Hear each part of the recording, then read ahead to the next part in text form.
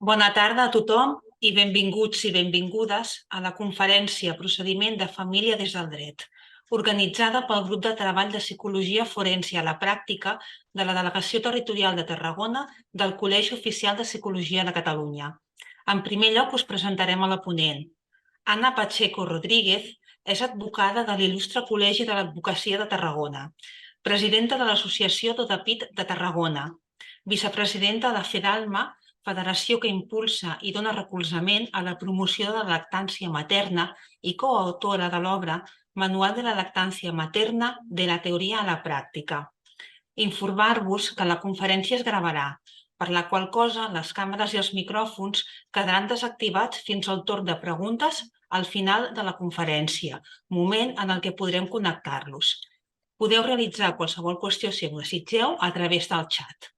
La sessió s'acabarà a les 7 de la tarda. Doncs, si us sembla, iniciem la conferència. Anna, quan vulguis. Moltes gràcies.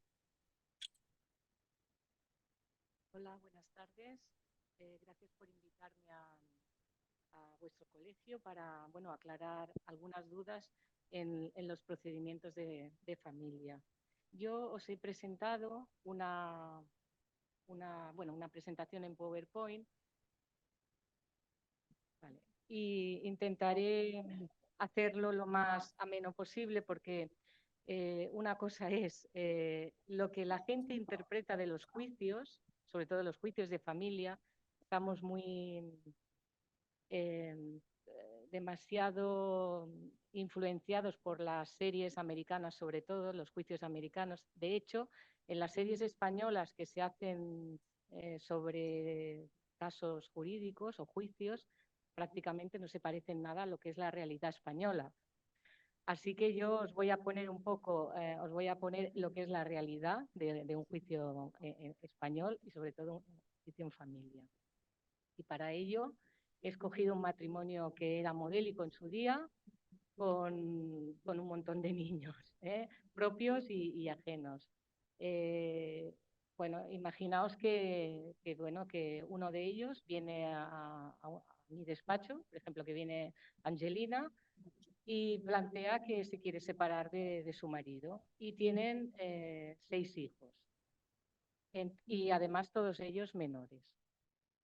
Entonces, lo que hacemos al principio es, y me vais a permitir la introducción, es un poco de psicólogo de barra de bar, ¿no? En el sentido de que tienes que escuchar muchísimo y desgranar mucha paja para después llegar al verdadero asunto. Porque en definitiva, en un procedimiento de familia, lo que importa es quién se va a quedar en la casa, cómo se van a custodiar los hijos y cómo se van a repartir los bienes, ¿no? Si hay un piso, si hay un coche y si hay un dinero. Eso es la realidad del día a día. Entonces, escuchamos a la clienta y ella, te explica los motivos por los que se quiere separar. Y entonces te habla de que su marido, el famoso Brad, pues era un borracho, que era alcohólico, que no se cuidaba de los niños, que todo eso. Pues todo esto para nosotros, que parece que puede ser relevante, pues en definitiva no lo es a la hora de, no lo es demasiado. Quiero especificarlo. Porque, repito, lo que hay que intentar es ver con quién se van a quedar los niños y cómo se va a dividir el patrimonio. De alguna manera, eso sería lo que recogería una demanda en un procedimiento de divorcio. Os he puesto un ejemplo de cómo se redacta una demanda. Se hace un escrito. Los clientes necesitan un abogado y un procurador. La figura del procurador, digamos, es el que representa al cliente, actúa en nombre del cliente, hasta tal punto que a veces pues, actúa en su nombre. Y el abogado es el que argumenta y defiende los intereses del cliente. Entonces, en esta demanda, en este escrito, que nosotros llamamos demanda, En el ámbito civil se llama demanda, en el ámbito penal es una denuncia, es un escrito de denuncia. Son dos cosas diferentes. Pues en el escrito de demanda nosotros tenemos que relatar unos hechos, presentar unas pruebas, repito, exponer unos hechos, acreditar unas pruebas, que ahí es donde entráis vosotros, ¿no? En el sentido de que si se pide un informe por parte del psicólogo, pues se aportaría en este momento, y al final se hace una serie de peticiones, ¿no? Entonces, en los hechos, aquí se agradece la brevedad, porque hay veces que las demandas se llenan de mucha literatura, que muchas veces el juez pues se la pasa un poco, va al grano, ¿no? Va a lo interesante, ¿no? Porque discutir quién se va a quedar con el crío se puede, o con la criatura, se puede definir prácticamente en un párrafo, ¿no? Y en lo que es en la demanda. Entonces, en esos hechos se expone que la pareja, desde cuándo son pareja, la descendencia que han tenido, nombrando a cada uno de los hijos, sus edades. Además, se tiene que aportar el certificado de nacimiento para acreditar que realmente esos hijos son de la pareja. Y después ya, pues, se explica un poco las razones por las que se pide la custodia, en este caso para la madre, ¿no? En este caso de Angelina, ¿no? Pero bueno, podría ser de él. Entonces, pues, ¿qué se dice en esos hechos? Pues que ella ha estado, se ha dedicado desde el nacimiento a la cura de los hijos, que incluso que ha dejado de trabajar para cuidarlos, que tiene un horario laboral que le va a permitir hacerse cargo de la custodia, en fin, una serie de cosas ya os digo, se exponen brevemente. Y después se complementan con esas pruebas. Por ejemplo, si ella dice, mm, pues que él no se ocupa de los niños, que tiene un horario, que viaja mucho, que nunca ha estado prácticamente en casa, que siempre ha estado en otros sitios, que ha viajado mucho. Entonces, a veces se pueden aportar pruebas que digan eso, ¿no? Que justifiquen el horario que tiene, o se puede solicitar al juez que pida a la empresa el tipo de horario que tiene, el tipo de trabajo que realiza para poder dedicarse a los hijos. También se puede aportar informes psicológicos. Entonces, aquí, en este caso, lo que digamos, se valoraría es que perdón, estoy un poco nerviosa, esto impone un poco. En el informe, por ejemplo, aportar que los niños, pues, por ejemplo, un informe del colegio, ¿no? En el que diga, pues, quién es la persona que va a recogerlos, que va a buscarlos, que va a las reuniones.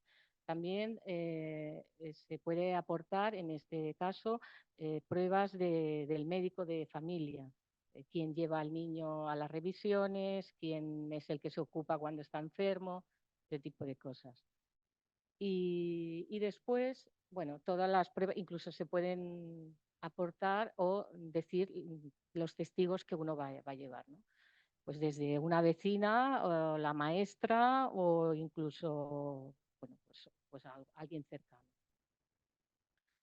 Y al final se hace una petición. En la petición, pues, se pide que la custodia sea para la madre, que se fije una pensión de alimentos, y, bueno, prácticamente quién se va a quedar la vivienda y ese tipo de cosas.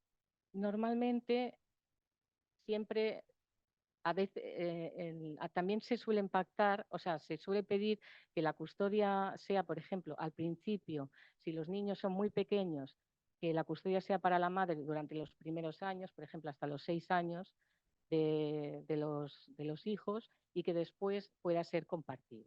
Y todo eso, bueno, pues esta demanda se presenta en el juzgado y el juzgado la registra y la envía a el cónyuge demandado o la pareja. Entonces, cuando la otra parte la recibe, hay 20 días hábiles.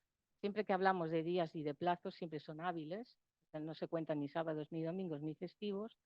Pues son 20 días para que la otra persona, cuando reciba ese escrito, lo pueda contestar. Entonces, el plazo de esos 20 días empieza a correr desde el momento en que la persona recibe la demanda, no desde que la Angelina la ha escrito o la ha presentado en el juzgado, sino en el día en que su pareja la recoge del juzgado. Entonces, esos 20 días hábiles al final pues sale un poco más de un mes o así.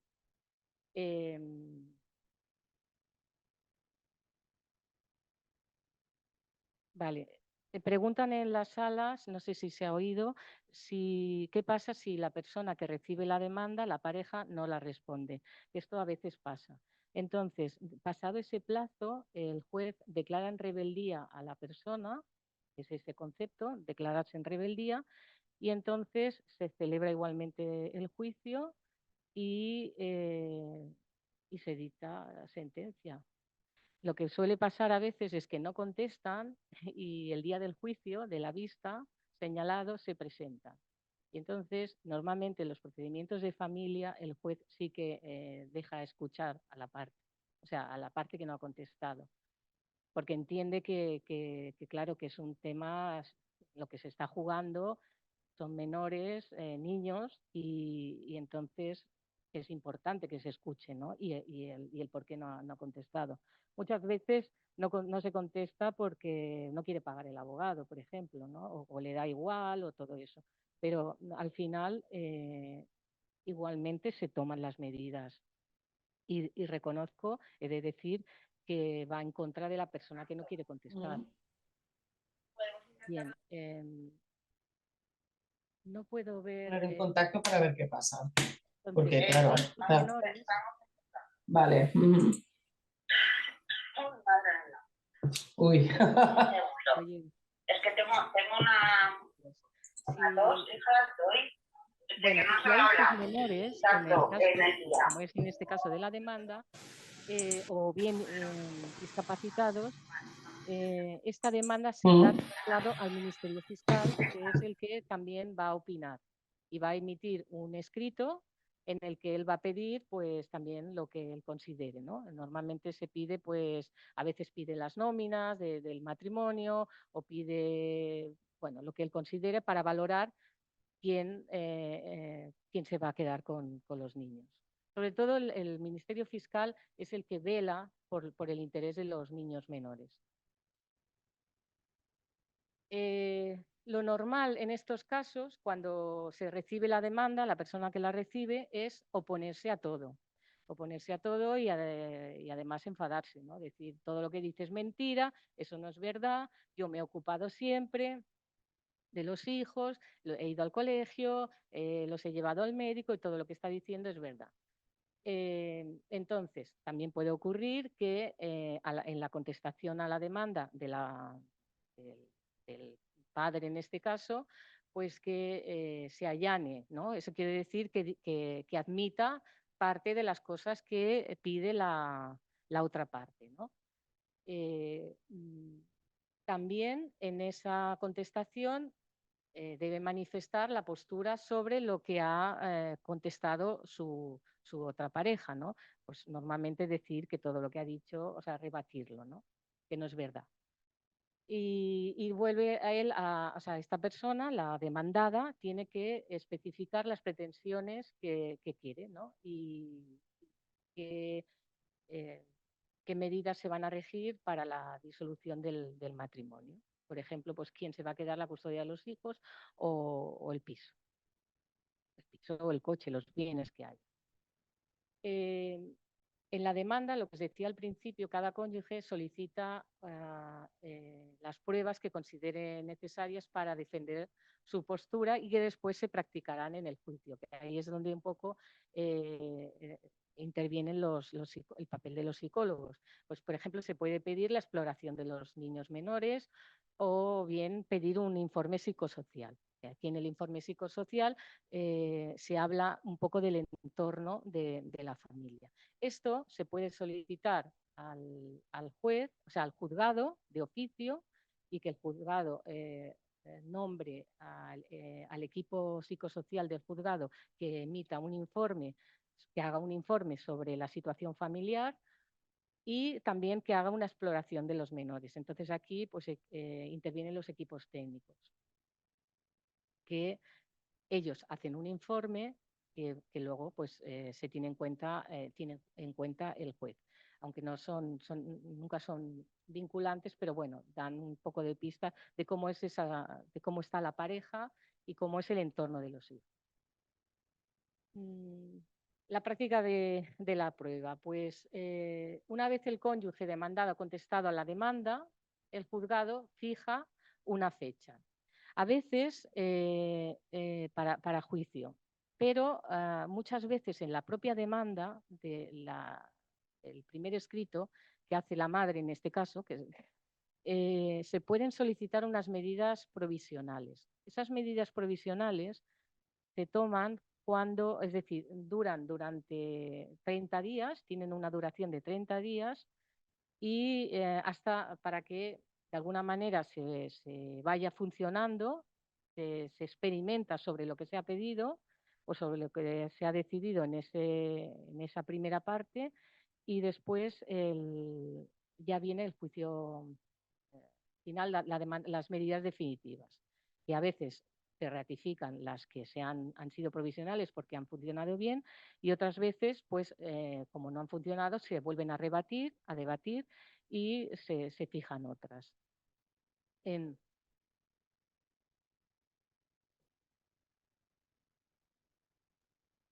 Perdoneu, és que si podeu agafar el micro i es fotrem tot. També comentar a les persones que esteu a casa que si tinguéssiu alguna pregunta, com que estem gravant la conferència i no podeu intervenir, que podeu realitzar les vostres preguntes a través del xat i jo mateixa les traslladaria a l'Anna.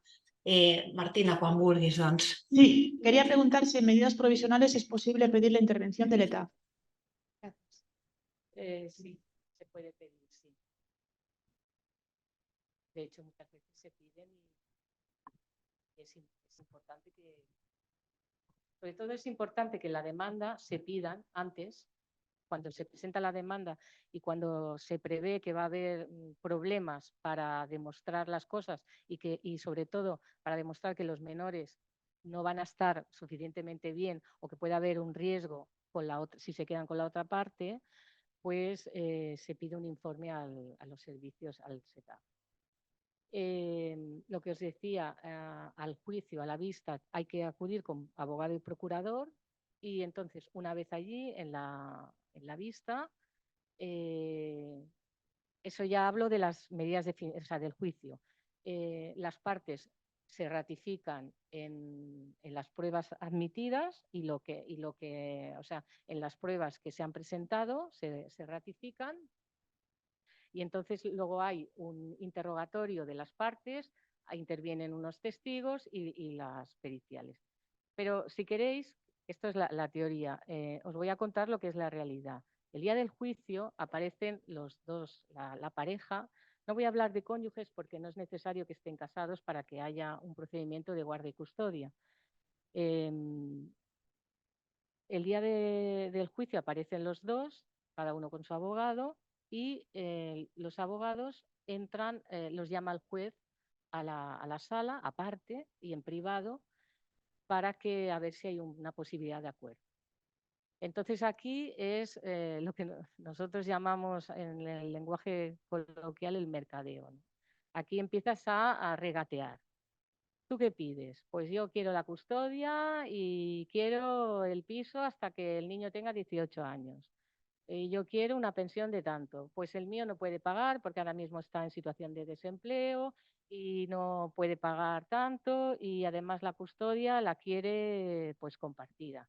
Y entonces, bueno, son momentos, también está muchas veces el fiscal, en sala, y es un momento de discusión que el juez de alguna manera te obliga muchas veces a que llegues a un acuerdo.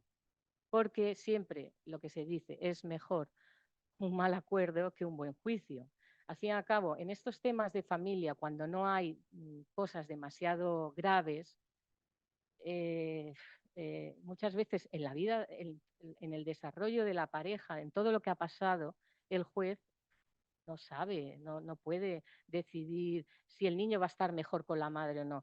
Por sentido común, los hijos deben estar con ambos, con la madre, con el padre o en fin, con la pareja, con quienes sean los progenitores, a partes iguales y de la misma manera. Sí que es verdad que luego hay que tener en cuenta una serie de factores, pues de disponibilidad horaria, de factores psicosociales, todo eso que el juez valorará y el fiscal también, pero que si en principio todo es relativamente normal, pues el juez lo que hace es que te obliga a que pactes, a que llegues a un acuerdo. Entonces, si no es posible llegar a un acuerdo, porque a veces las partes se enrocan, sobre todo en el tema de la custodia, pues entonces se celebra el juicio. Y entonces en ese día, ahí al juicio aparecen los testigos, los peritos bueno, y las partes. Y muchas veces hasta los niños acuden. Lo que pasa es que los niños no entran en juicio. Si el niño es mayor de 12 años o tiene una edad suficientemente madura, el juez lo que puede hacer antes de la vista es interrogarlos, hacer lo que llaman una exploración. Entonces, el juez y el fiscal cogen aparte a ese niño o niña y la interrogan, ¿no? Le preguntan, pues, bueno, con quién quiere, en fin, le preguntan al niño un poco, pues, lo que normalmente es a puerta cerrada, no hay ningún abogado ni nada. Yo, por lo que luego explican los menores cuando salen, pues me ha preguntado que quién me va a buscar al colegio, que si me va a buscar la abuelita, en fin, ese tipo de cosas también. Aunque nosotros los abogados de familia consideramos que el juez, vale, puede escuchar y lo puede tener en cuenta, pero que no tiene los conocimientos suficientes como para psicológicos, como para valorar, porque un niño en ese momento puede estar nervioso y puede decir algo que no le toca o no le corresponde o que bueno, no sé, que incluso puede perjudicar a ambos padres, ¿no? Y entonces, claro, esa exploración del juez, pues bueno, yo considero que es un poco relativa. Y tampoco creo que tiene demasiado peso luego a la hora, porque se tienen en cuenta otros factores. Entonces, Una pregunta. ¿Me escucha? Vale. ¿Los progenitores pueden negarse a esta exploración? en principio no, porque además yo nunca me he encontrado, porque normalmente cuando llevan a los niños, porque quieren que hablen. Sí, O sea, pero yo me he encontrado con casos de progenitores que se ponen en contacto conmigo como psicóloga forense privada para que su abogado o su abogada le ha recomendado que un psicólogo valore si este niño está capacitado para tener esta exploración con el juez, ya bueno, sea porque por edad lo claro, pero debería eso es tener. diferente, eso es diferente. Eso es diferente, porque ahí es el abogado el que le puede interesar o no o sea, el juez explora al menor, al niño, si lo piden si lo pide uno de los abogados. Oiga, hable con el niño y el niño le va a explicar. Y entonces, pero eso no tiene nada que ver con un informe vuestro de un psicólogo forense. O sea, pues el juez va a valorar pues como si yo, como tiene conocimientos jurídicos, pero no psicológicos. bueno, puede intuir que hay algún problema y entonces el juez puede decir, bueno, pues que lo estudie, derivarlo al equipo técnico, ¿no?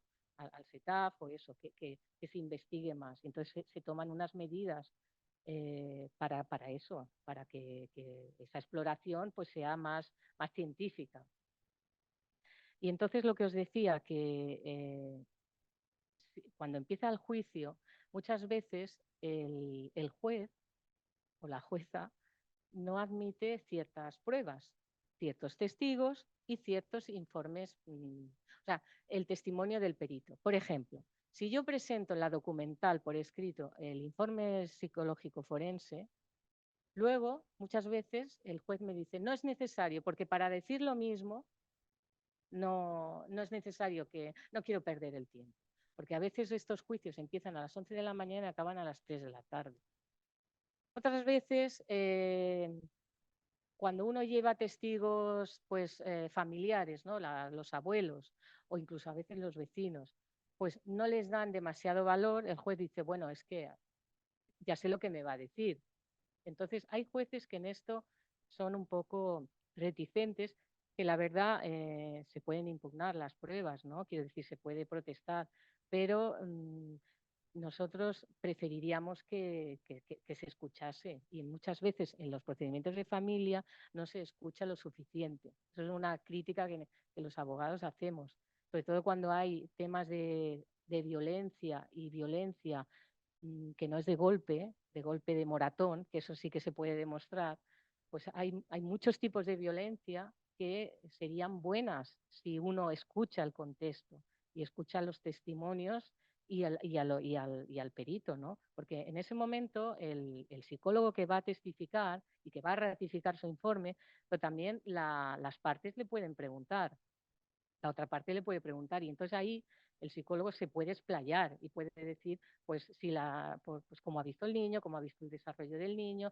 si tiene una edad suficiente para entender que con 2 añitos o con 18 meses va a entender que una semana va a estar con un padre y una semana con otro, en fin, ese tipo de cosas lo puede hacer un psicólogo en sala, con las preguntas y hablando, y más que por escrito, porque además muchas veces yo a veces pongo en duda que se lea todo lo que se presenta en una demanda. Y eso, bueno, me sabe mal decirlo, pero a duras penas se leen el encabezamiento y la petición, el suplico, ¿no? Lo que pides. Todo lo demás es que como te enrolles mucho, pam, pam, pam, pasan. Entonces, pues ahí es decepcionante. Eso es decepcionante para los ajenos al derecho.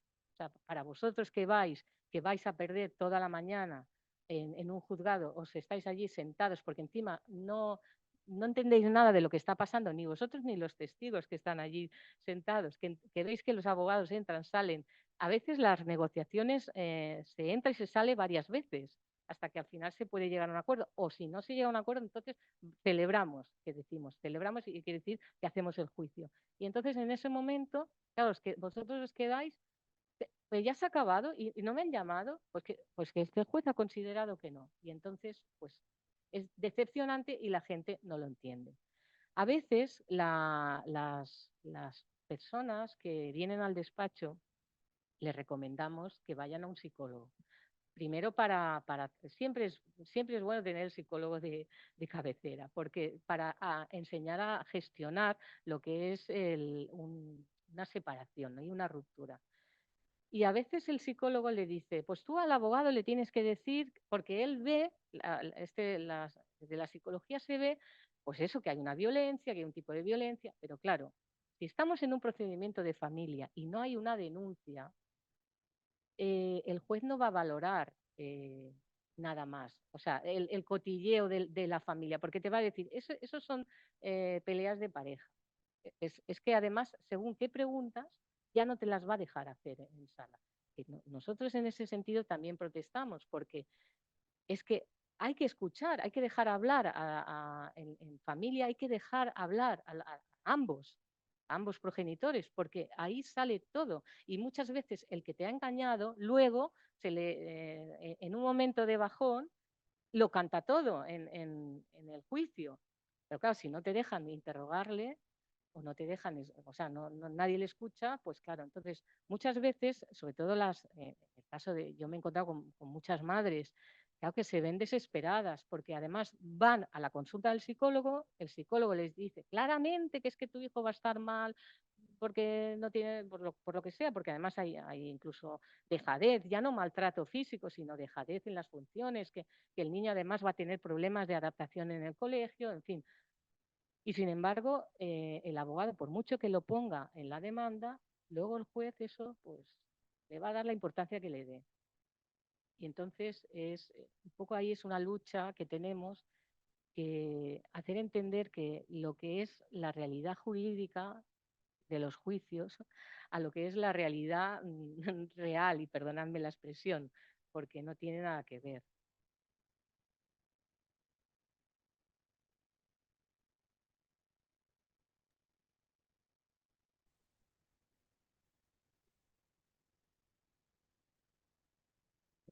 Disculpeu la interrupció, és que no se sent. O repeteix la de la pregunta, no deus tenir engegat el micro. Pues si no, que l'Anna o algú repeteixi la pregunta o es passa un altre micro. Vale, ahora sí. Sí, si no... Ok, te decía, ¿no? Que de este ejemplo que nos has dicho, ¿no? De ese hipotético caso de una madre o un padre que va al psicólogo y el psicólogo le dice que las situaciones que ha vivido son situaciones de violencia y que hay un posible riesgo sobre el menor, ya sea por dejadez o otras circunstancias. Claro, en este caso, esa madre o ese padre tendría que interponer aparte una demanda por violencia, porque por lo que estás diciendo, aunque salga a relucir en el juicio de familia que hay una situación de violencia, el juez esto o hace caso omiso o No pasa entra, por encima. porque es, bueno, en estos casos lo recomendable es la denuncia. Entonces, denuncia de maltrato, el problema de la denuncia es aportar las pruebas. Y aquí, pues es el problema de muchas mujeres maltratadas o hombres maltratados, que también puede darse el caso. Es demostrar ese maltrato psicológico, ¿no? O, por ejemplo, pero ya estamos hablando de un tipo de violencia, ya no solo incluso que los niños puedan correr riesgo con ese señor, ¿no? Que, por ejemplo, yo qué sé, pues los encierre, los castigue, que sea un padre o una madre demasiado autoritaria y les pegue y ese tipo de cosas, pues hay que poner una denuncia, pero esa denuncia tiene que, sobre todo, con pruebas, ¿no? Y en todo caso, en el momento que hay una denuncia, ese procedimiento de familia ya lo llevaría el juzgado de violencia. Y entonces ahí el juez de violencia sí que decidiría también sobre los hijos, un poco para protegerlos. Lo que pasa que muchas veces, lo que os decía, cuando la violencia no es clarísima, que es de una paliza, pues claro, hay otro tipo de violencia, por ejemplo, de acoso, ¿no? Que el padre, yo siempre hablo de esto, yo os hablo bajo mi experiencia, ¿no? Pero de una madre que con un bebé separada y el padre la acosaba continuamente, no le pegaba, pero la esperaba en el trabajo, cuando salía a la calle la seguía, la esperaba, si ella entraba en una cafetería, él también entraba, se decía un acoso. Entonces, claro, en esos casos, claro, ella al final decía, es que, claro, luego él daba una imagen de, bueno, un hombre correctísimo, educado, un buen padre de familia, pero tenía obsesión por ella.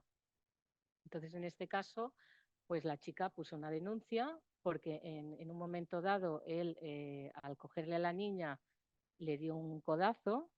Entonces, ella, bueno, denunció, incluso hubo un parte médico y todo.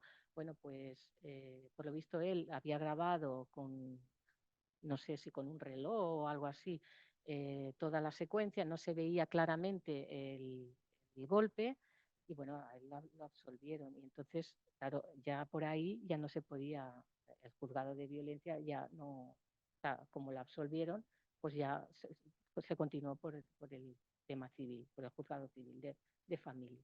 Entonces, que muchas veces, pues cuesta, ¿no? Cuesta derivar. Por eso es necesario que el informe psicológico esté muy bien hecho, que sea claro, contundente y conciso, para que el juez lo lea y lo lea en la primera frase, que se quede con la primera frase y que vea que realmente hay un riesgo para ese niño, niña.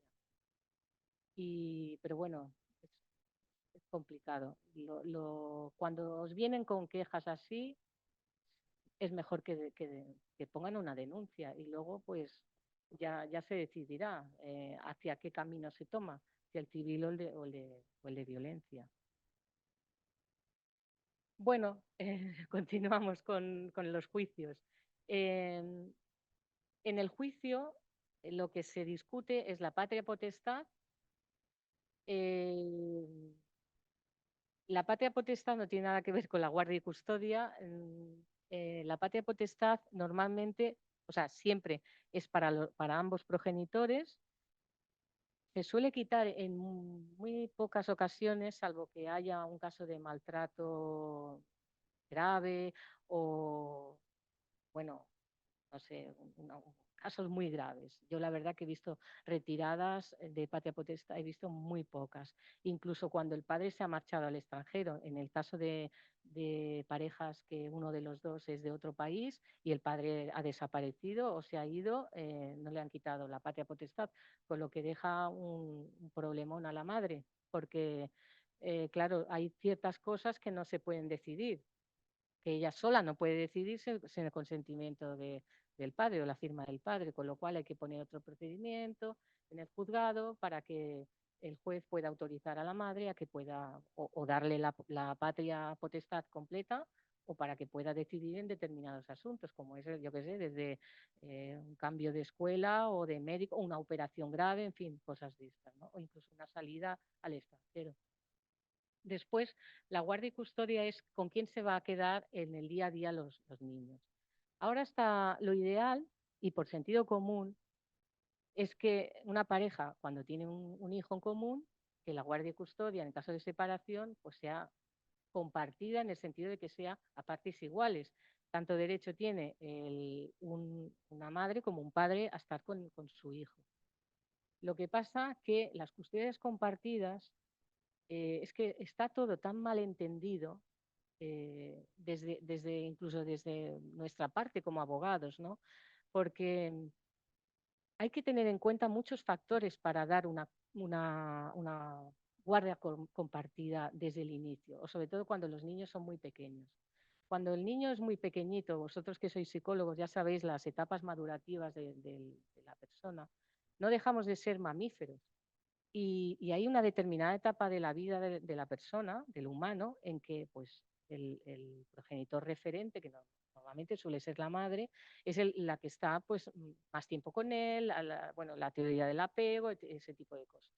Y esto, en los últimos años, como está de moda la compartida, porque entre otras cosas también los gastos se comparten al 50%. La gente cree que no va a haber pensión de alimentos si hay compartida, que eso es un error, porque la pensión no tiene nada que ver con la compartida. La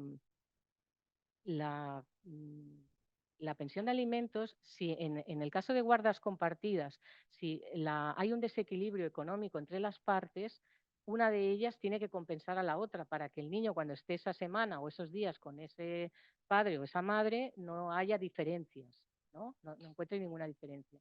Y eso mucha gente de la calle no lo tiene así entendido. No, compartida, y así me ahorro la pensión. No, pues no va así.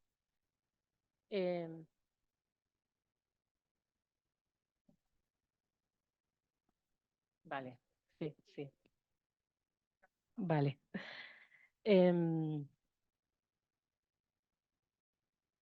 Bueno, que hay problemas con el sonido. Quizás sí, el otro con este se oye un poquito más. Bueno, pido disculpas. Hablábamos de la guardia y custodia compartida. Lo ideal sería que fuera una compartida cuando los niños son muy pequeños, que fuera progresiva, ¿no? En función de la madurez del bebé, y que incluso las pernoctas al principio estuvieran con el progenitor de referencia, que normalmente suele ser la madre, y después ya pues se vayan incluyendo pernoctas con el otro progenitor. Que el régimen de visitas, en todo caso, que no sea, que nosotros eso ya casi lo tenemos de manual, ¿no? Pues un día a la semana y fines de semana alternos. Eso es muy frío, porque muchas veces, oye, aunque sea la custodia monoparental para uno de ellos, para la madre o para el padre, el otro progenitor, pues es bueno que no solo se relacione los miércoles de 5 a 8 y sábados y domingos alternos. No, lo ideal es que haya más de una tarde o diferente, o incluso una mañana, según los horarios, ¿no?, de cada uno, y que lo de los fines de semana alterno puede ser una buena idea porque así ambos disfrutan de cada fin de semana, pero bueno, que se pueden repartir que no hay que ser tan estricto en esto, ¿no? De manual. Yo siempre digo a los clientes que, sobre todo cuando vienen y llegamos a un acuerdo, ¿no?, que ese acuerdo debería quedarse en un cajón y regirse por el sentido común, y que en caso de problemas tirar de lo que dijo el juez, ¿no? Como tú no tienes la suficiente madurez ni sentido común para obrar normalmente, pues tira de lo que te han ordenado que hagas. Pero las custodias, o sea, el régimen de visitas sí que debería ser un poco más flexible, sobre todo para la parte que no tiene la custodia para él. Yo creo que por ahí vienen los problemas, los conflictos de pareja, que como se entiende que la custodia es la apropiación del hijo, entonces ahí surgen muchas dificultades. Las dificultades vienen primero por el dinero, por la pensión de alimentos y por los gastos extraordinarios, y sobre todo por eso, por la apropiación del hijo. Y no nos damos cuenta que los hijos son, desde el momento que nacen, y eso vosotros sabéis mucho más que yo, pero tienen personalidad totalmente independiente, tienen su propia personalidad, y que en el momento en que empiezan a tener pequeñas decisiones, pues van a pasar de uno y de otro. O sea que al final, en una pareja, en un divorcio, tú ves que todo vuelve a cierto orden, ¿sabes? Que lo que al principio era una pelea, pero es que de caer enfermo, sobre todo las madres y los padres que han sufrido porque no les dejaban ver a sus hijos, porque hay madres pues que quizás sí que han sido más posesivas, pero han sido posesivas por esa mala interpretación de la custodia, ¿no? Que nadie les ha explicado que nadie nos quita a los hijos, ¿no? Salvo la de Gaia, y tampoco los quita así tan fácilmente. Entonces, hay que ser un poco más flexible, ¿no? Y ahí sí que el papel vuestro psicológico sí que creo que es importante, de educación, ¿no? De decir al cliente, al paciente, bueno, cliente que os venga, en un caso de estos, que relativice, que ponga las cosas en su sitio, que sea más tolerante muchas veces, ¿no? Hablo de casos normales. Muchas veces hay casos de maltrato incluso sutil, ¿no? O maltrato psicológico. En esos casos, claro, ahí no puedes decirle, oye, sé tolerante. Pero cuando es una pareja por desgaste, o pues lo ideal es que fuera, pues eso, que hubiera un cierto relativismo, ¿no?, en las visitas.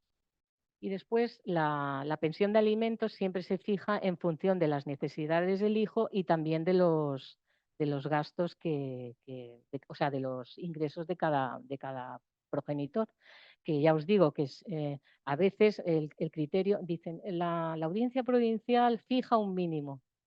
Fija un mínimo porque tiene que decir algo, pero es que, por ejemplo, antes se decía 150 euros. Hoy en día 150 euros es que no se puede alimentar a un hijo. Uno tiene que ser consciente de que en una separación tiene que haber un esfuerzo por parte de ambos, y sobre todo que el que se va a quedar con la custodia va a tener un gasto superior y que ese gasto pues se tiene que compensar de alguna manera. Bueno, esto ya me salto esta diapositiva porque lo hemos estado hablando, que es un poco cómo se desarrolla el juicio, ¿no? Del día de la vista, lo del el mercadeo, el negocio y todo eso. Os repito lo de la exploración del niño cuando tienen 12 años, a partir de 12 años, si el juez considera que lo puede interrogar, ¿no? Tanto el juez como el fiscal, y ya os digo que lo hacen a puerta cerrada. Entonces, el orden en el juicio de cómo aparecen las pruebas, se ratifican los documentos que hemos presentado, se presentan nuevos documentos, por ejemplo, si hay un nuevo informe o hay un parte médico, cualquier documento que sea importante en ese momento, se presenta en ese momento, se interroga a las partes, tanto al padre como a la madre, y si el juez lo admite, pues a los testigos que vayan, y por último entran los peritos, ¿no? Que ya pueden ser o bien los que lleve cada parte o los que ha designado el juzgado.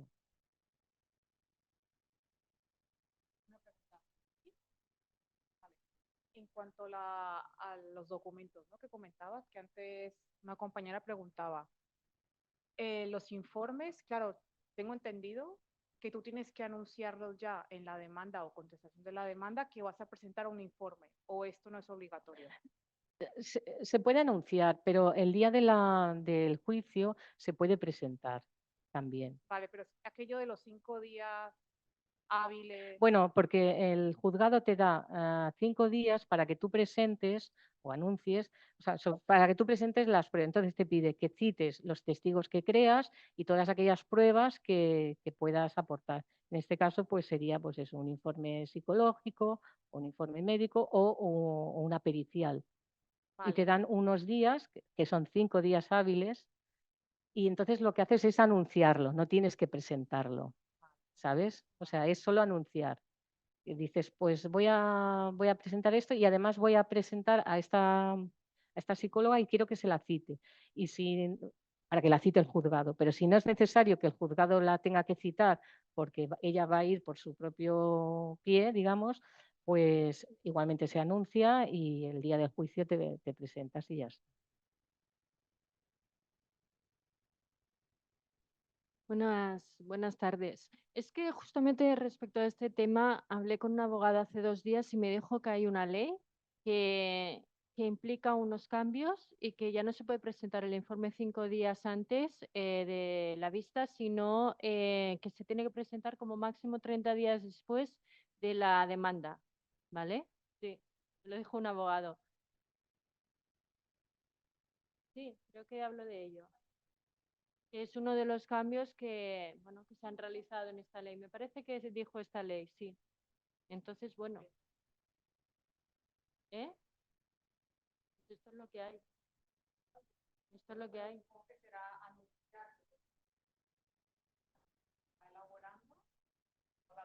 Ujú. Ya como psicólogos forenses es muy habitual que cuando un cliente se pone en contacto con nosotros a nivel privado, que claro, es una vez, ya se ha presentado la demanda, a veces ya ha pasado esta primera vista, ¿no? Las provisionales, y entonces el abogado dice, mira, de cara al juicio final, como quien dice, a la definitiva, sí que presentaremos un informe. No sé. Sí, claro, pero claro, es que estamos hablando en las medidas provisionales que se pueden tomar en un juicio contencioso, digamos, se toman unas medidas que tienen un valor de 30 días, de un mes, ¿no? Entonces, a partir de esos 30 días, se tiene que presentar una demanda definitiva. Entonces, ahí se pide, o bien, si esas medidas han funcionado, pues se vuelven a pedir y esto. Si no, si hay algo que tú quieres cambiar, entonces es el momento, en esa demanda de medidas definitivas, de pedir todo lo que quieras y aportar todas esas pruebas y esos informes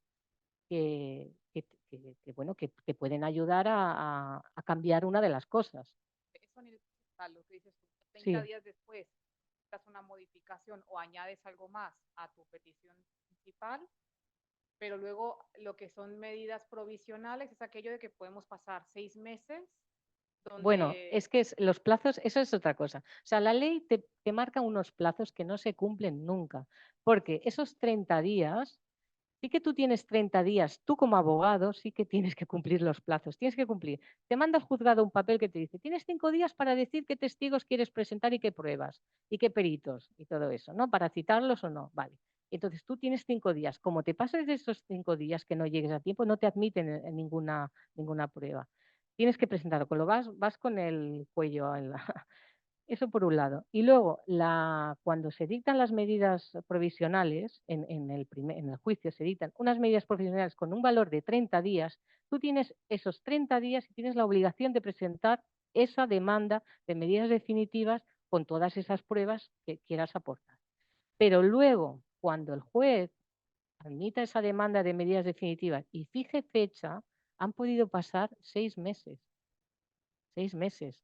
O sea que, con lo cual, durante esos 6 meses, las medidas provisionales no duran 30 días, dura todo lo que dura hasta las medidas definitivas.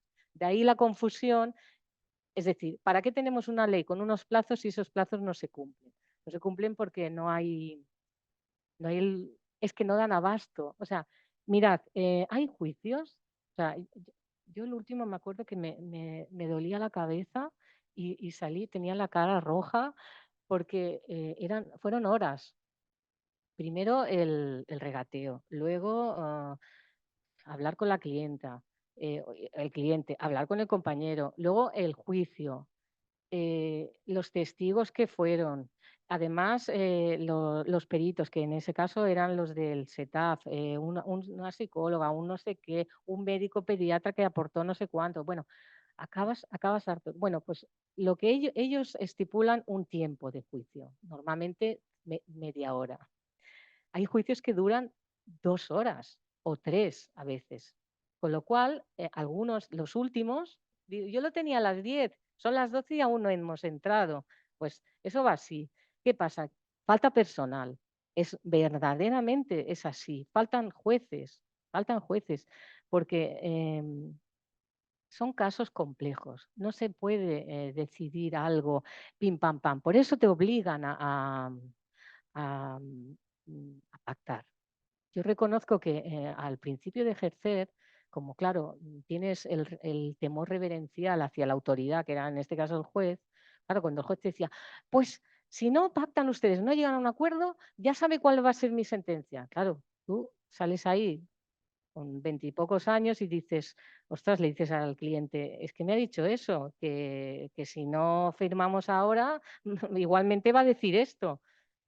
Entonces, claro, yo ahora ya no, ya soy más guerrera, pienso, no, pues oye, si hay que ir a juicio, pero claro, ese juicio se puede alargar más de 30 minutos, que es lo que el funcionario administrativo ha prescrito, o sea, ha calculado que van a durar. Entonces, en una mañana te marcan 4 juicios y en una mañana que empiezan a las 9, que nunca empiezan a las 9, esa es otra, no acabas a las 2. Entonces, claro, todo se dilata en el tiempo. Y ya no solo eso, sino que a ese juez ya no son los juicios que tiene que celebrar ese día, sino todas las demandas que recibe, que se las tiene que leer, que él tiene que cribar, que tiene que decidir, que tiene que señalar. Entonces, hay veces que se acumula el trabajo, con lo cual los plazos que marca la ley nunca se cumplen. Y nosotros en ese sentido, los abogados, hay protestas, hay protestas y muchas veces te dicen que no puede ser que nos tengan en los pasillos toda la mañana, pero de momento es una lucha que no hemos conseguido ganar.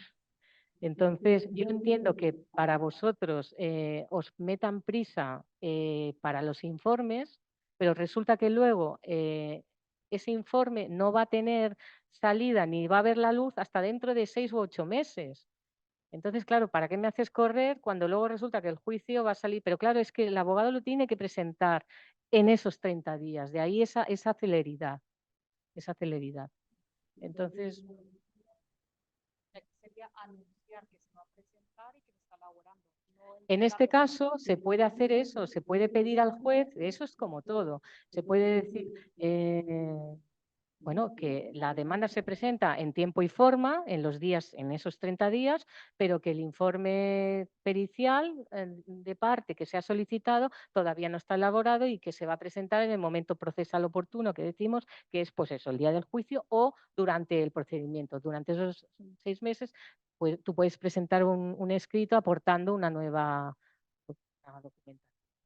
Entonces, ahí, pues sí, pero que realmente los plazos para los abogados sí que son estresantes, pero luego lo que es la resolución, pues bueno, puede pasar muchos meses. Des del xat ens pregunten, suposo que arrel de la intervenció de la companya, ¿puedes poner el nombre de la nueva ley, por favor? Suposo que quien dice ley dice modificación o algún cambio.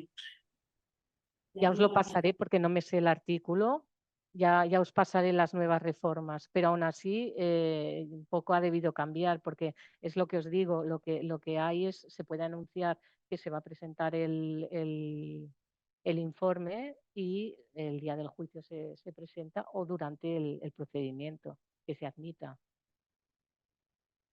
Y hablando de reformas, yo todavía no he entendido para qué sirve un procurador. ¿No es una figura un poquito obsoleta?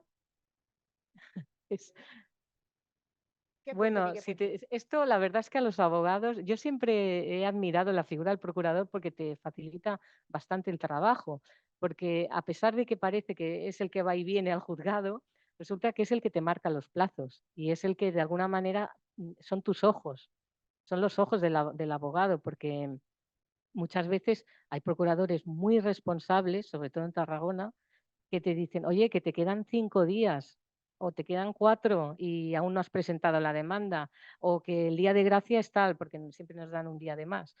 Entonces, la figura del procurador, en principio, representa al cliente, hasta tal punto que si el cliente no fuera, como está representado por el procurador, ya valdría. O sea, si el cliente no se presenta al día del juicio, no pasaría nada si está bien representado por el procurador. Lo que pasa es que no, bueno, eso no suele ocurrir.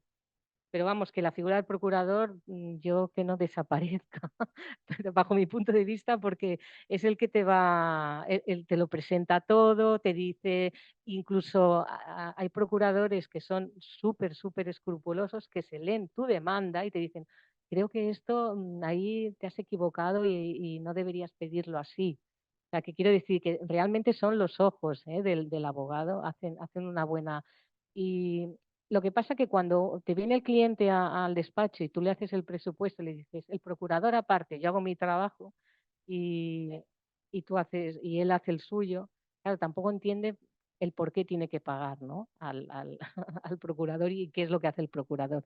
Pero el procurador, y muchas veces los procuradores hacen de intermediario entre los funcionarios y el abogado, porque es que el procurador está allí prácticamente todos los días en los juzgados. Entonces se conoce a los funcionarios, se conoce a los jueces.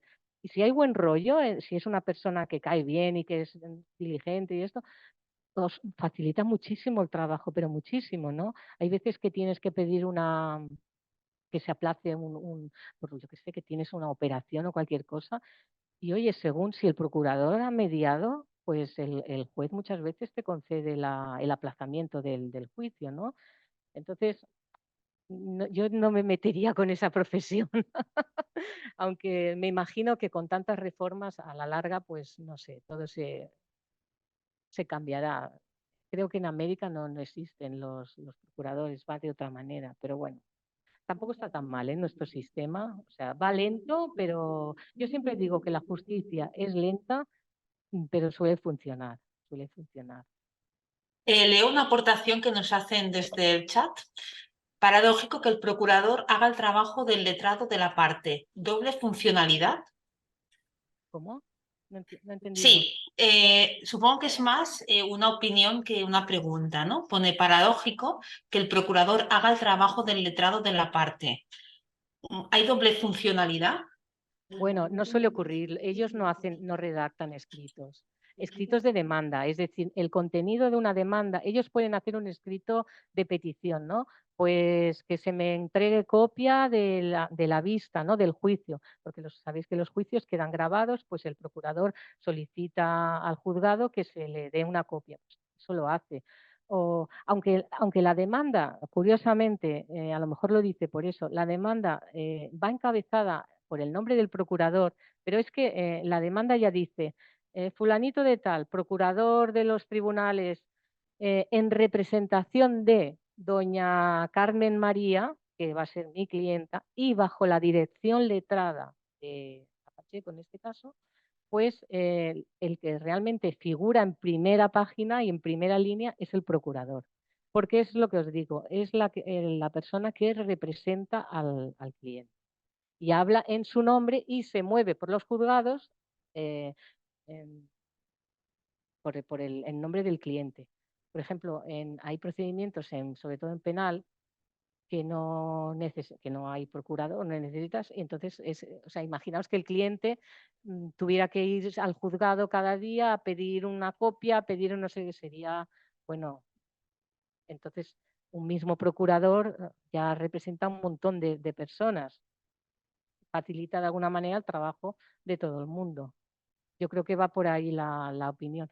Yo creo que de momento no van a desaparecer los procuradores, aunque sí que es verdad que no intervienen demasiado muchas veces mandan a un oficial, porque de hecho no tienen por qué, es decir, ellos no intervienen, no hablan en el juicio, pero sí que son de cierta ayuda, pero sí que es verdad que ellos no redactan una demanda, no se meten en el fondo de la demanda ni en el fondo del problema.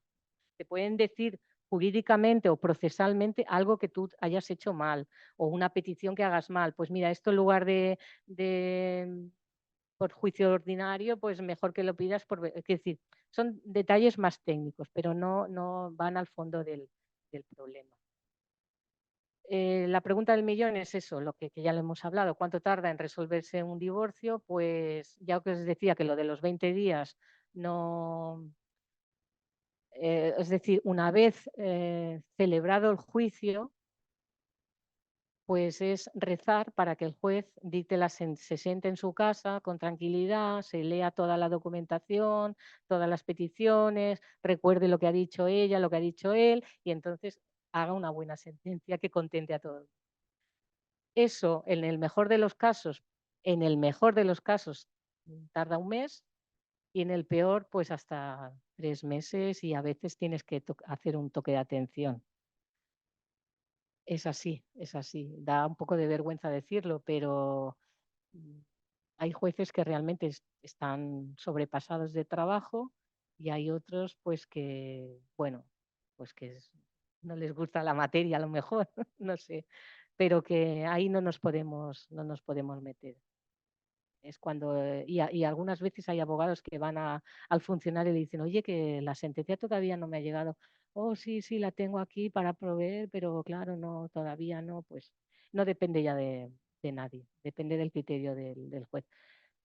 Y es así de triste. Eso en dictar sentencia, pero lo que es todo el procedimiento desde que se presenta la demanda hasta que se dicta sentencia, puede pasar un año a veces. Si es un divorcio contencioso, si es un divorcio en el que se piden muchas pruebas, que hay mucha documentación, se puede alargar bastante. Bueno, ahora yo voy a hablaros un poco de cómo os vemos nosotros, los abogados, en los informes psicológicos forenses.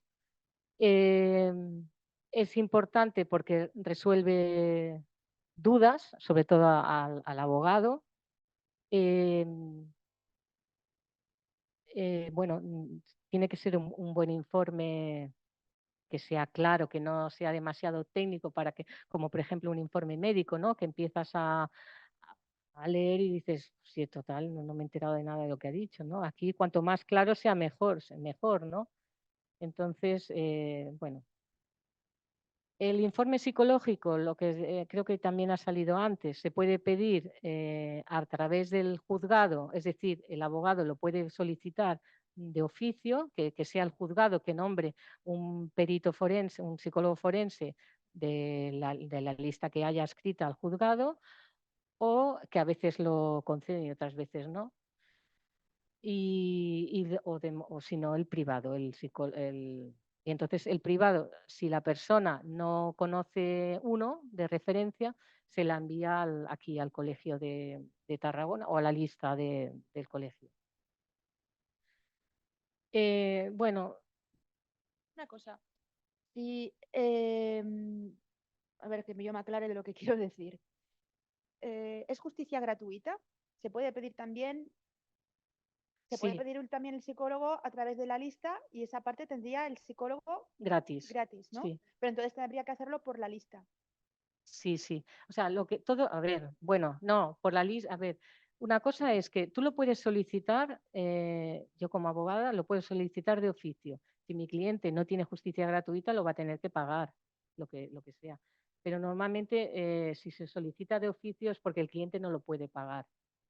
Entonces, el juzgado te asigna uno que ya tiene de su lista y entonces cobra, no sé cómo se cobra, pero que lo paga el Estado, vamos, que el cliente no tiene que pagar nada. Pero no se solapa la función con la del equipo psicosocial, entonces. Es que son temas diferentes, porque el informe del SETAF normalmente es cuando puede haber un riesgo grave para, pues yo que sé, un maltrato o que uno de los padres realmente sea alcohólico o que el niño tenga algún tipo de dificultad. Yo creo que el psicólogo forense debe, bueno, es que son, son temas diferentes. O sea, si tú solicitas de oficio, puedes solicitar o bien el equipo técnico que hará una valoración en concreto, o bien un psicólogo, un perito forense, psicólogo forense que hará otro tipo de valoración.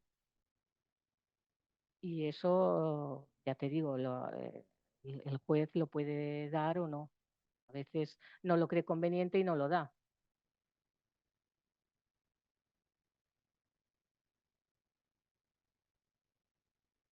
Disculpa, Oriana, es que nosaltres en... ¿Ahora se me escucha? Si te acercas un poquito el micro, mejor. Vale. Gracias, ¿eh? Ahora perfecto.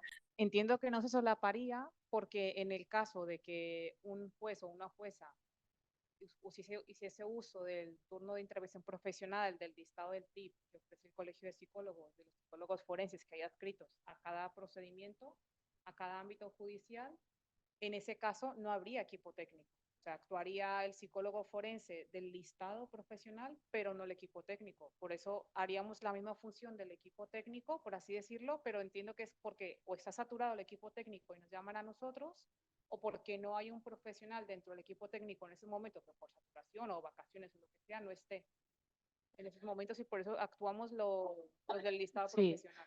yo normalmente, yo lo que he visto es que cuando se solicita el equipo técnico es porque el entorno psicosocial es grave y el menor está sufriendo un riesgo grave, ¿no? Quiere decir que puede estar en riesgo, pues yo qué sé, de maltrato o de dejadez o todo eso. Quizá el perito, el psicólogo forense, a lo mejor hace otro tipo de informe como más, eh, se le solicita en familias, pues yo que sé, que se debate más el tipo de custodia, cuando se debate más la custodia o no sé, ese tipo de cosas. Yo sé que los equipos, o sea, cuando el SETAF es cuando el menor realmente pues está en riesgo. Y, y normalmente la verdad es que es lo que se suele solicitar. No sé yo personalmente nunca, es que yo cuando me ha llegado un caso ha sido tan grave que claro, ya los servicios sociales ya habían intervenido, ya estaban interviniendo. Y entonces se solicita, pues eso, que sigan, porque en el equipo, en el SETAF es más global, ¿no? Hay un educador, hay un psicólogo, hay un trabajador social, es como más completo. Vale, pero bueno, sí que, por ejemplo, aquí estamos a nivel presencial 3 psicólogas forenses y también, bueno, coincide que también somos coordinadoras de parentalidad y supongo que nos hemos encontrado, tanto yo como vosotras o gente que sé que está viendo ahora mismo en la presentación y es psicólogos forenses de lo privado que en nuestro informe recomendamos, al no poder valorar al otro progenitor porque no aceptó participar, recomendamos que el equipo técnico valore a todo el entorno y entonces el equipo técnico, si el juez o el juez se lo considera pertinente, valora a esa persona. Entonces, sí que es verdad que el procedimiento se alarga porque hasta que el equipo técnico del juzgado no los vea, pues implica mucho más tiempo, pero sí que nos hemos encontrado con estos casos, ¿no? Que desde la privada recomendamos Sí, esta es que valoración. lo que pasa que es lo que decías, que como el procedimiento entonces, cuando tú solicitas un peritaje de oficio, se alarga muchísimo porque la lista de espera es muy grande, sobre todo para los equipos técnicos. Pues entonces muchas veces el juez no lo concede, te dice pues que no. Y sí que es verdad que es un problema cuando una de las partes no quiere no quiere entrevistarse con el, que cuando es de oficio, cuando es el equipo técnico, como eso se recoge, sí que se tiene en cuenta, ¿no? Porque, bueno, pues el que no ha participado, que no se tiene en cuenta. Pero, claro, el juez, pues cuesta que te lo conceda, porque por eso, por la dilatación del procedimiento, que tiene que ser algo muy, ya os digo, muy grave para que diga, pues sí, que venga y participe. ¿Influye el nivel económico de los padres para que el juez otorgue o no el equipo técnico? Bueno, no entiendo muy bien. Quiere decir, si son pobres, A ver, normalmente los equipos técnicos cuando intervienen sí que es verdad que son en familias desestructuradas, lo que se llaman desestructuradas, que son pues familias en riesgo son vulnerables o que no tengan trabajo, porque son pues yo qué sé, pues que no viven en condiciones, no tienen una casa adecuada, no tienen, son drogadictos o son presidiarios o tienen algún tipo de problema, en fin, que sí que son familias vulnerables, ¿no? En riesgo de exclusión, lo que llaman. Una familia yo qué sé, de la Bonanova, a lo mejor interesaría más un psicólogo forense, porque haría otro tipo de valoración del menor en este caso y de los padres. Claro, diría, pues yo qué sé, la idoneidad, que es lo que se discutiría con quién va a estar mejor el niño, si el niño o si el niño está sometido a cierta, yo qué sé, pues si realmente se va a ocupar de él o un tipo de maltrato que haya psicológico, yo qué sé, ¿no? Porque también en las familias ricas hay maltratos crueles, ¿no? Pero normalmente los SETAF, cuando intervienen, son familias realmente difíciles. No sé si es por ahí por lo que a tú te referías. Una familia normal, una Angelina y un Brad, siendo los dos funcionarios, pedirían un informe psicológico forense. No irían al equipo técnico, porque la trabajadora social lo que diría es que viven los niños en una casa en condiciones, que tienen horarios más o menos adecuados.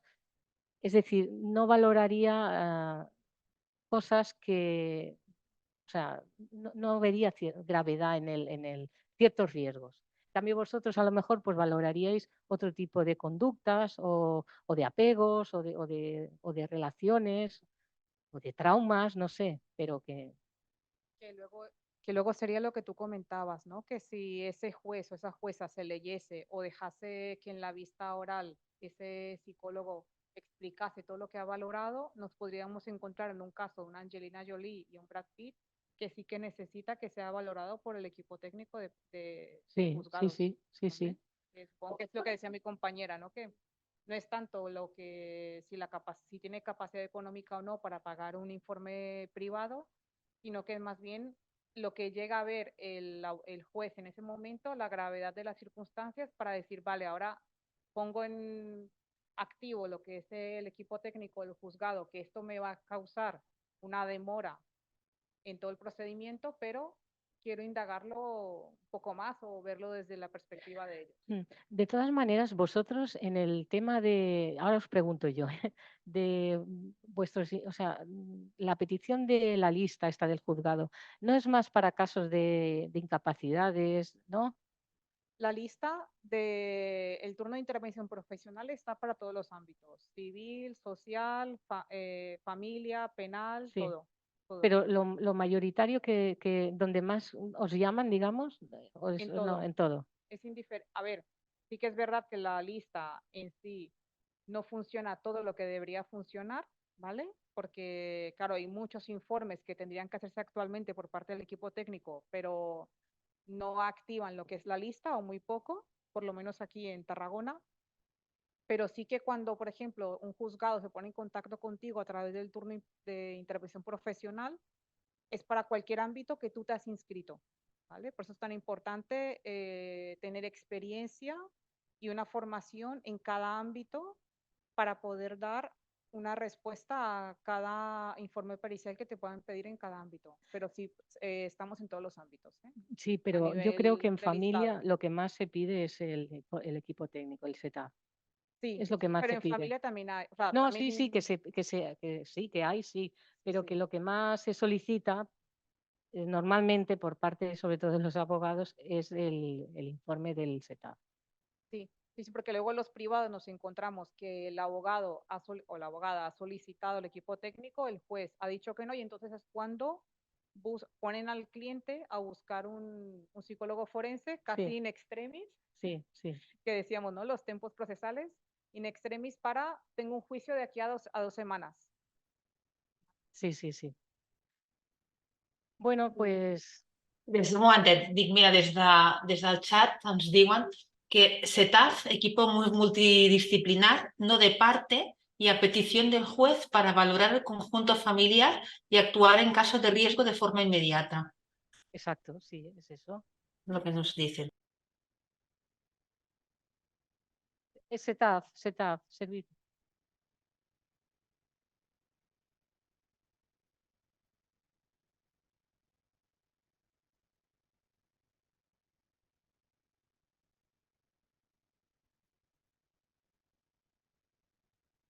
Lamento ser tan pesada, pero es que nos escuchamos desde casa. Era ¿Sin un micro? comentario Vale, pero sin micro es no como tiene- si no tiene hablarais. importancia. Pues, bueno, lo que os decía de vuestros informes, que sea, bueno, ya sabéis que no son vinculantes, que eso, bueno, es, hasta cierto punto es lo que, bueno, es una opinión y el juez a veces la tiene en cuenta y otras veces, pues no demasiado o no lo que al cliente le gustaría. Que pues eso, que tenga criterio científico, que eso no es necesario que os lo diga, ¿no? Sobre todo que sea claro, conciso y coherente, pero sobre todo claro y conciso, porque digamos, al juez se le ahorra mucho trabajo y en las demandas igual. Hay compañeros que les gusta mucho la literatura y presentan demandas de 20 hojas. Eso es infumable, es que eso no, hay que ser claro, claro y contundente. Y en esto, sujeto, verbo y predicado. Y cuanto más claro, mejor.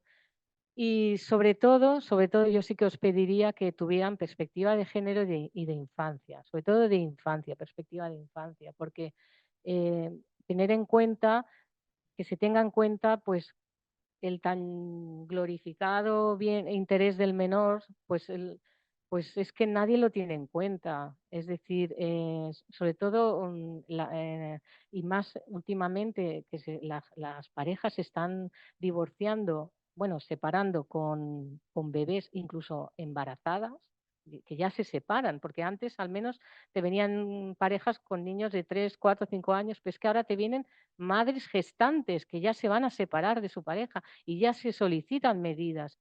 claro, ahí es que claro que tiene que intervenir un psicólogo y decir cómo funciona el humano, cómo funciona y que ponga un poquito de sentido común en esto, porque ¿cómo te vas a repartir un bebé de 1 mes? Una compartida con un bebé de 3 meses, con un mamífero que no deja de ser un ternero. Entonces, tener sobre todo eso, muy en cuenta la perspectiva de género en el sentido de que, bueno, pues suele haber demasiada, a veces, bueno, no quisiera, pero la perspectiva de infancia es importantísima. Tener en cuenta la Convención sobre los Derechos del Niño, que es muy bonita cuando se lee, pero que muchas veces no se tiene en cuenta. Tener en cuenta la Recomendación General del Niño, que desarrolle sobre todo el interés superior de los niños y las niñas, utilizar un lenguaje correcto, ¿no? Y sensible, que no hablar de menores, del menor, el menor, ¿no? Ahora pues hablar del menor de edad, o niños o niñas, todo eso nos está costando a todos, ¿eh?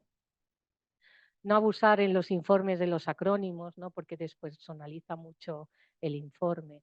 Eh, bueno, decir que no es necesario que os lo diga yo, pero las fuentes de información, qué tipo de documentación habéis recibido y sobre todo si es actual o no, ¿no? Y lo que os decía de parafrasear para no decir nada, ¿no? Pues sobre todo eso, ser claros, no ser demasiado espesos y sobre todo decir mm, en las primeras edades de la criatura, pues decir con cuál es el progenitor más adecuado. Pues si el referente ha sido la madre, pues que durante los primeros años, pues que la custodia se recomienda que sea monoparental y, en fin, ese tipo de recomendaciones que al fin y al cabo, lo que os digo, como son informes que no son vinculantes, pero sí que tienen un peso a la hora de valorar todo el conjunto, ¿no? No es lo mismo una demanda que se presenta sin ningún tipo de, con todo el rollo que te cuenta el abogado, que al fin y al cabo el abogado es lo que le ha explicado el cliente, que cuando eso va acreditado con un profesional que ha estudiado a la persona, que que la ha interrogado, que ha hecho todo un estudio científico, pues hombre, no es lo mismo esa demanda que una demanda que va sin ningún tipo de informe psicológico. Claro, en base a esto que comentabas, ¿no? De ser directos. Aquí tenemos un problema, ¿vale? Un problema es una cuestión ética, deontológica. Entramos al camino de la deontología. Bienvenidos. Claro, si estamos hablando desde el punto de vista de un informe pericial psicológico privado, cuando nosotros invitamos a la otra persona a participar, frecuentemente nos encontramos que la otra persona nos dice, mi abogado me ha recomendado que no participe, o no quiero participar, o nunca te responde. Claro, en el momento que esa persona no participa, para nosotros es una limitación muy grande, no solamente porque no tenemos oportunidad de entrevistar a ese señor o a esa señora, sino porque a nivel deontológico no podemos hacer una recomendación que afecte a esa figura que no hemos podido valorar, ¿vale? Sé que, por ejemplo, muchos abogados nos dicen, ¿no? Pues quiero que me digas que la madre es la mejor opción, que tendría que estar con la madre o tendría que estar con el padre, que mejor que no esté con el padre o mejor que no esté con la madre. Es que eso no, creo que no se puede, ya por Claro, sentido común no se ahí, puede decir. claro, Es pero que ahí eso no, está. porque tú de alguna manera estás sentenciando y tú no eres nadie para decir eso. Tú recomiendas, no recomiendas. Yo creo, bueno, quiero decir, en tu informe has valorado al padre, por ejemplo, Sí. la relación que tiene con el niño y luego, pues tú sacas unas conclusiones, que será, el niño tiene una perfecta relación con el padre, punto. Ahí se entiende que ese padre está capacitado para poder custodiar a ese niño. No necesitas decir, se recomienda que la custodia sea para el padre. Es que además me parecería, yo creo que, vamos, te lo rebatirían en esto. Entonces, claro, ¿qué pasa? Se pueden presentar 2 informes. Y luego hay la lucha de titanes en el juicio, si es que os consiguen que os llamen a declarar, pues que se puedan de alguna manera rebatir, ¿no? Ambas posturas. Normalmente, en casos normales, ambos progenitores son capaces de cuidar a su hijo. Lo que sí que es verdad es que yo lo focalizaría más por la edad evolutiva, ¿no? Quizá, no sé, porque a mí me parece una aberración que un niño de 12 meses o una niña, un bebé, esté una semana o 3 días con uno o 4 días con otro, o sea, en una compartida. Eso tiene que desquiciar, ¿no? Entonces, eso no se puede, de alguna manera se tiene que decir en ese informe, recomendar o explicar lo que pasa en esos casos, ¿no? Y luego además adaptado al caso. O sea, la evolución dice, ¿no? O la teoría evolutiva dice, y en este caso, pues pam, pam, pam, pam. Entonces ahí sí que ayudas bastante, no solo a tu cliente, sino también al juez, porque le estás dando pistas de que, a ver, no puede ser como el rey Salomón, lo partió por la mitad. Entonces, claro, mm, ahí sí que hay que ser un poquito muy cuidadoso con eso. Por eso os decía de tener en cuenta los derechos del niño, la convención, ¿no?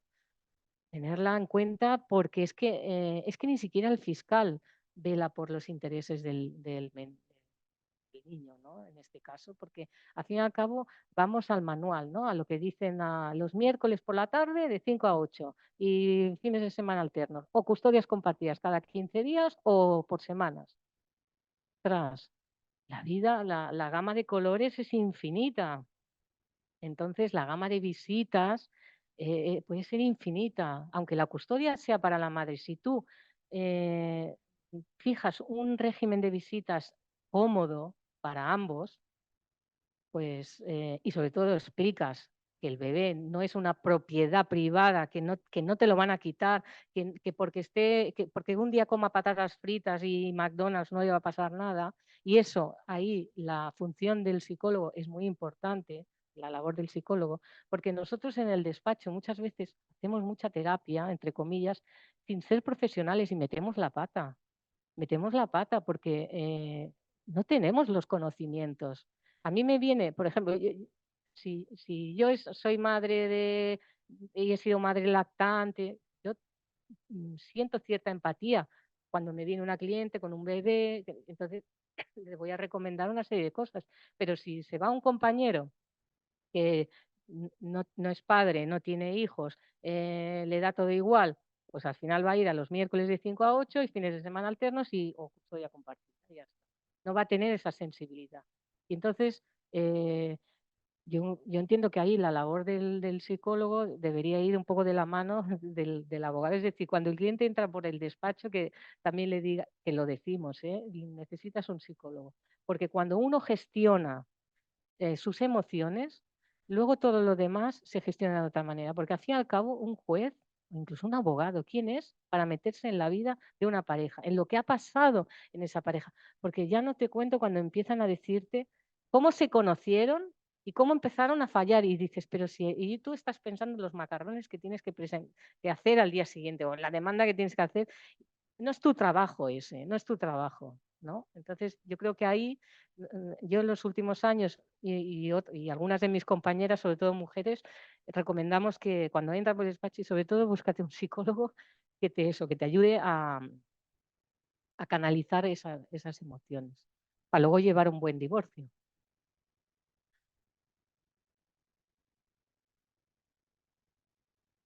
Ahora, he utilizado el libro de Martina justamente para un informe, ¿vale? Está muy bien, ese libro está muy bien, ¿de acuerdo? Ya que estás aquí, Martina, ya te lo digo. Vale, y bueno, por otro lado quería preguntar una fuente que podemos utilizar, pero no sé si hasta cierto punto, ¿no? Son los WhatsApps enviados entre dos progenitores, ¿vale? Porque, bueno, en este caso, pues la abogada presentó digamos, todos los WhatsApps que habían, bueno, que respaldaban unos hechos ¿vale? Y entonces, claro, dices, bueno, también me lo ha presentado a mí el cliente, ¿no? Como hechos que se constatan de actuaciones que ha tenido uno de los progenitores, ¿no? En este caso.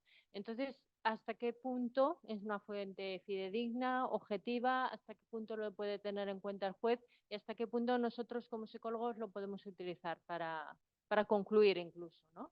Para hablar en las conclusiones de cómo se corrobora a partir de lo dicho por uno de los progenitores y a partir de los hechos ocurridos según estos WhatsApps, ¿no? ¿Vale?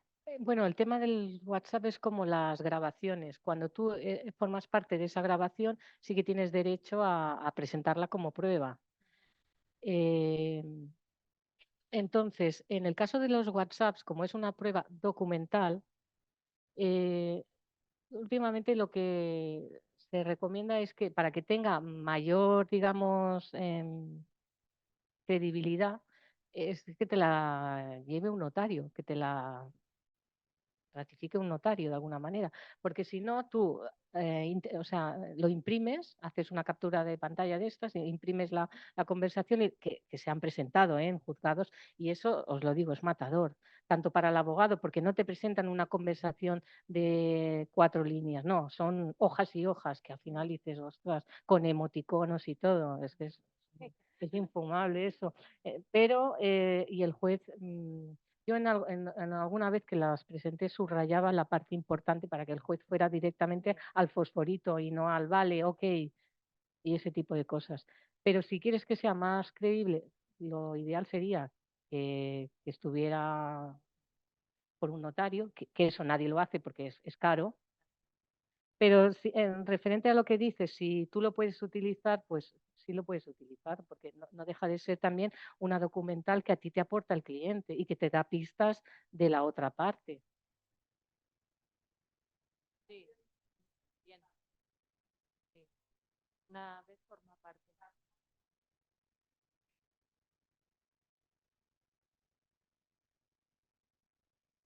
Porque, claro, si supongamos, ¿no? En este caso, el cliente presenta su documentación al abogado, el abogado le incluye en la documental, eso ya pertenece al procedimiento. Sí, Pero en los casos donde de repente el cliente te aparece por arte de magia con 20 folios del descargo sí, sí.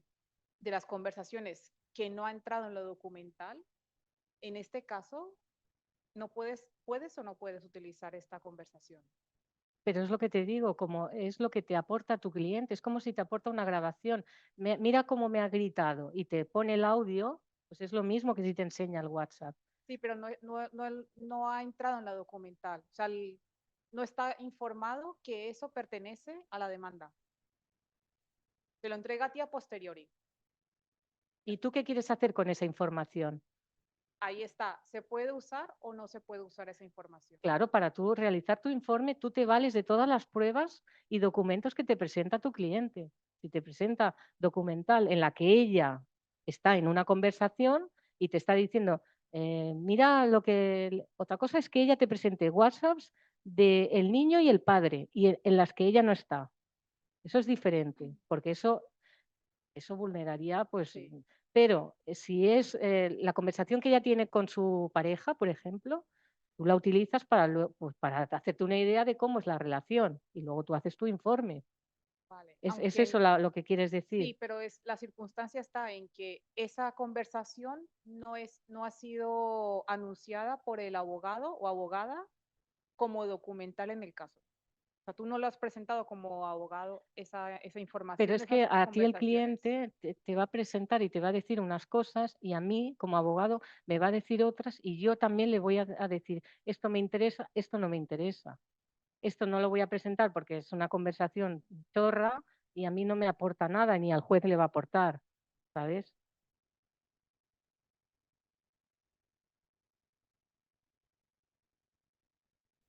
Bueno, pues Bueno, es un poco redundar en lo que nos gusta que haya en el informe, ¿no? Que es eso, sobre todo quién ha cuidado el niño hasta ahora para valorar la custodia, el desarrollo del niño, cómo ves al niño, cómo interactúa con el progenitor, si puede ser con los dos, pues ideal, ¿no? Y ya os digo, las conclusiones pues que sean pues breves y claras y que se entienda y no que no sean sentencias porque no va a servir de nada. No quiero decir, podéis, de todo lo que habéis explicado, pues el juez ya se hará una idea de cómo ese niño va a estar con uno o con otro. Yo por mi parte, sí, venga. Una última pregunta, si te parece. A ver, ha habido, bueno, conocí el caso de una psicóloga que a nivel privado, siendo psicóloga de parte, en este caso me parece que era del padre, pidió al juzgado, al juez, a su señoría, evaluar al otro progenitor y se le concedió. ¿Esto es común? ¿Es normal? ¿Se puede hacer? Se puede hacer, lo que no es común es que el juez te lo dé. ¿Se lo acepte? Sí. Ujú. Pues, imagino que no era de oficio, ¿no? No, Vale. Es era... que es lo que os digo, cuando es el cliente el que paga, o sea, el que, pues, porque pedir algo de oficio supone retrasar muchísimo el procedimiento. Y hay veces, y aparte que es caro. Entonces, pues el juez pues a lo mejor no lo ve necesario. Pero si es algo que aporta la parte, lo que pasa es que el juez lo puede pedir, pero tampoco puede obligarlo al cliente. Pues creo que era como se sentía obligado a ir a... Bueno, porque a lo mejor la persona se sintió, digamos, Claro, si no lo hace, ante el claro, juez, diría, ostras, si no voy, el juez ya me va a sentenciar, pero mm, no tiene por qué. O sea, el juez tampoco te puede obligar a que tú vayas al psicólogo. Vamos. De hecho, en algunas separaciones, él era muy violento. En el caso, puedo hablar de un caso en concreto, tenía unas reacciones muy violentas, era agresivo, ya no solo de pegar, que también, pero eso lo conseguimos corregir, pero sí de cómo hablaba y gritaba a los niños y se le recomendó que hiciera un curso de estos de control de la ira. O sea, se pidió, pero que luego él lo hiciera, eso esto no es una condena, no es una pena, ¿sabes? Estamos en otro ámbito. O sea, el juez puede. Yo no me he encontrado nunca en un caso así, ¿eh? O sea, tú puedes solicitar y que el juez lo admita, pero que el otro lo haga, eso ya es otra cosa. No tiene por qué. gracias. Un poco al hilo de las recomendaciones, claro, por ejemplo, la figura del coordinador de parentalidad, no sé si la conoces. Vale, esta figura, ¿tú la recomendarías? ¿Valoras que sería mejor en las medidas provisionales en lugar de la ejecutoria cuando ya todo está desbordado, que el conflicto está totalmente encallado? Pues yo aquí voy a ser un poco prudente porque para buena parte de la abogacía no está a favor de la figura del coordinador de parentalidad, porque esto viene un poco del síndrome de alienación parental, que ahí esto es otro debate y da para otra charla. ¿Que hay niños manipulados? Pues posiblemente, pero que también ha habido, quiero decir, yo tampoco no quiero meterme en un terreno que no es el mío, que es la psicología, pero que el síndrome de alienación parental se ha discutido muchísimo y entonces la figura del coordinador, al proveer de ahí, al salir un poquito o tener en cuenta, de hecho se ha puesto una demanda al Tribunal Europeo por vulnerar incluso, porque claro, el coordinador a veces pide datos que no tiene por qué tener, ¿sabéis? Entonces, eso está ahí pues, en cuestión. Y entonces, no sé qué decirte, la verdad. Nosotros desde la abogacía hablamos del mediador.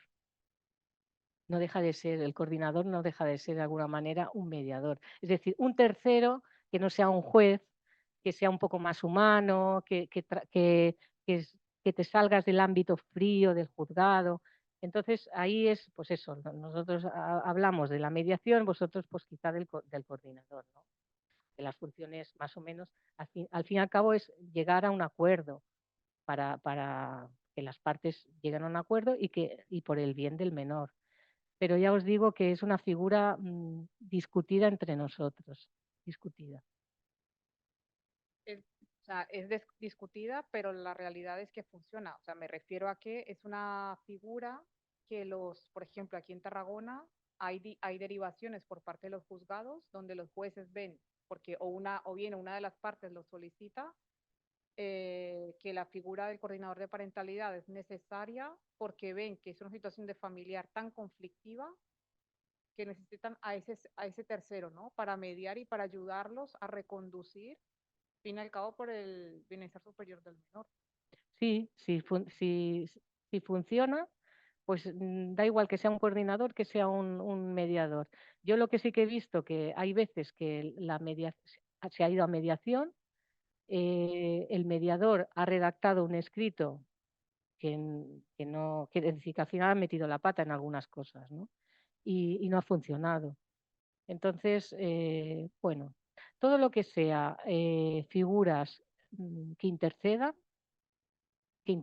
a favor de la paz entre la pareja y la familia de alguna manera, pues tienen que ser bienvenidas. Lo que sí que es verdad que muchas veces se intenta imponer esa figura en casos en los que es imposible, quiere decir, si uno es agresivo con la madre, lo va a ser también con los hijos, con toda seguridad. A la larga va a ser violento con los hijos. Otra cosa son los casos, pues un poco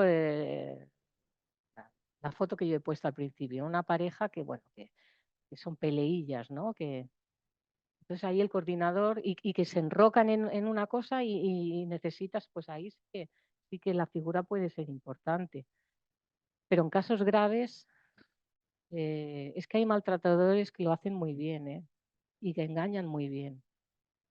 Y claro, los abogados que trabajan, sobre todo en el ámbito de violencia, como ven casos tan gordos, hay veces que pues esa figura no encaja bien, porque no puede arreglar lo que no tiene arreglo.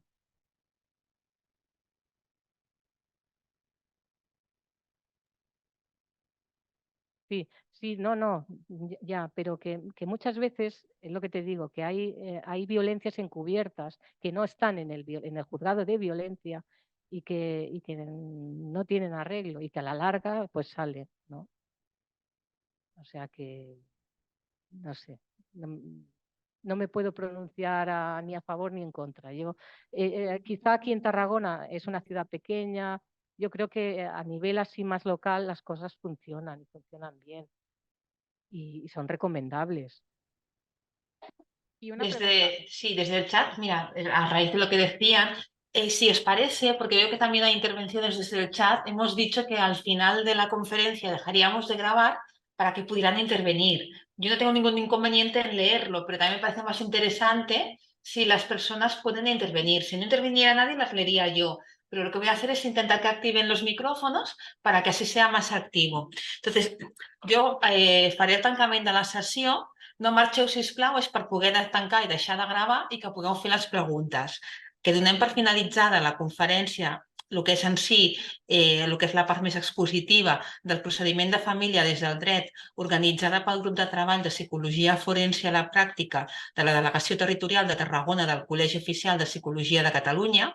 Moltes gràcies, Anna Pacheco, per la teva conferència i el grup de treball de Psicologia Forense a la Pràctica de la Delegació Territorial del COP de Tarragona perquè l'han organitzat.